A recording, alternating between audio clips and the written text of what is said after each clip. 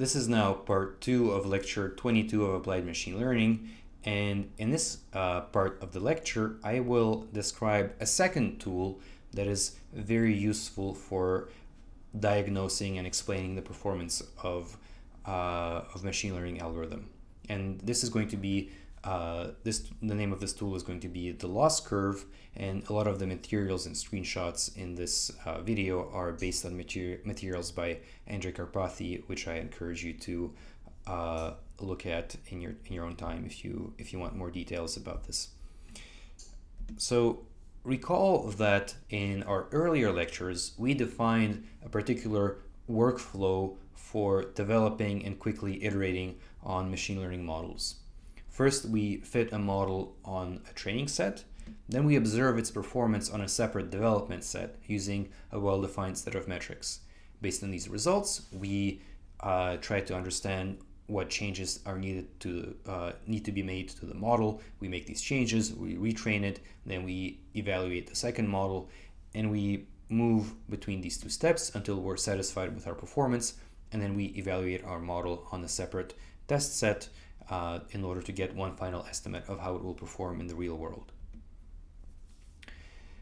Now, in the training stage, most or at least a large number of machine learning models, they optimize an objective function, which is also known as a loss function, using an iterative optimization procedure such as gradient descent, which updates the parameters of the model over many steps using based on an iterative optimization procedure. And the value that this loss function takes as it is being optimized is useful for a lot of model diagnosis tasks. And this is what the loss curve shows us. The loss curve plots our training objective, or the training loss, as a function of the number of training steps of the optimization procedure that we have made, and it shows the objective on either the training or the development data sets. This here is an example of the shape that loss curve can take, and it also illustrates the way loss curves can be used to diagnose bias and variance in the same way that learning curves can help us. So here, this shows three different loss curves. The first one shows training accuracy as a function of how many times we have trained, how many training steps we have taken. This is called an epoch, which is when training a neural network. This corresponds to the amount of time, to the number of steps that one epoch corresponds to the number of steps that it takes to go over the entire training set once.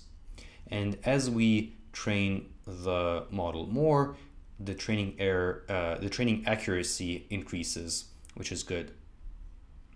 And here in green and blue, we have two different types of loss functions or loss curves that we can have for over the validation set. The green one is an example of a validation loss curve that is well behaved and that does not exhibit significant overfitting. Here we have in green a very low level of overfitting because the green curve tracks the training curve closely and our training and validation set accuracies are similar. The blue curve shows an example of when things go bad, and here our validation curve is significantly, our validation error is significantly worse than our training error, and in fact towards the end it even starts to becoming worse, and this is an example of a model that is overfitting. Here these are the observations that I just described, and in particular learning curves can identify one specific failure mode of that applies to several machine learning algorithms, in particular neural networks and gradient boosted trees, which is called overtraining. Overtraining happens when we train the model for a long time. The training error improves, but the test error becomes worse, and the test or the validation or the def set error become worse, and our error there is increasing. The solution in this case is to train the model, is to either train the model for less steps, or ideally it would be to regularize the model, because it shows that the model is overfitting in general, and often there are more effective ways than early stopping to prevent overfitting. And I would try here adding, if this was a neural network, I would try dropout, or if this was a green boosted tree, I would try using smaller trees as its components. But loss curves can identify errors like overtraining, and they can do this by revealing the entirety of the learning trajectory as opposed to just the final set of points. So for example, if we only had the final performance here, we would not know that actually there exists a set of hyperparameters which at least should be able to give us a better level of performance, which is closer to the best point of the red curve. And again, this is something that we find only by looking at the entire trajectory of the development and training losses over the course of training. And of course, a closely related problem is undertraining. If we don't train the model for long enough, we can identify this problem by observing that the error of a particular model has not converged yet. So here in the previous example, if you look at the blue curve keeps decreasing. So we could decrease the training error further if we wanted to do this, but of course here we're also overfitting.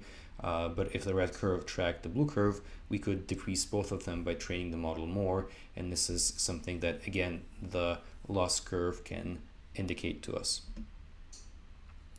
Another set of issues that can be diagnosed using a loss curve are optimization issues. Here's an example of how we can diagnose a problem of having the wrong learning rate. This plot here shows a number of learning curves, loss curves, for which we are using a different learning rate. So we are optimizing a model that involves gradient descent. This could be a neural network, or it could also be a different algorithm like a gradient boosted decision tree. And here we observe the performance for different kinds of learning rates. The blue example is a function whose learning rate is too small. We can see that it is too small because it takes time to reach. It takes a long time to reach a low level of performance, to reach a low error, and even at the end, it looks like it's still decreasing. So the steps that we're making are too small. We need to increase our learning rate. Now the green curve is an example of a learning rate that is too high. The function decreases very, very quickly, and then it stabilizes at a high level, at a relatively high plateau, and it stabilizes at this plateau because the steps that it's taking are too large, and it's just moving in circles around the optimal solution, but it cannot make a step that's small enough in order to find a very precise, good set of points, and therefore it's just it's making big steps in the area around the minimum without actually reaching it, because it would have to take smaller steps to reach it, and therefore it looks like a plateau. That is the green curve. And the extreme version of that is the yellow curve, where immediately we start taking steps that are much too high, and it goes into a region where the function just takes where the loss takes very high values, and the steps that are taking are so large that it never even closely approaches the ideal minimum, and so this is bad.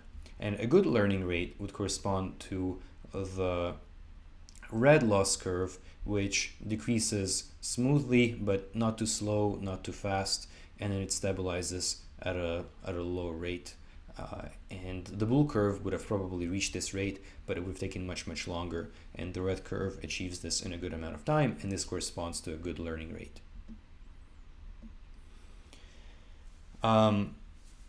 Loss curves have a lot of advantages, including compared to learning curves, which we have seen in the previous video. One obvious advantage is that they don't require extra computation. Since we're training the model, we can just record its performance at different steps in training, and we have these curves for free. So we should just always be looking at them to diagnose what is happening to our model. And also they can detect certain problems like overtraining or undertraining, or certain types of optimization problems that other curves cannot reveal. But they may not necessarily provide the best estimate into whether we're overfitting or underfitting, or it doesn't tell us how our performance would scale if we gave it more data.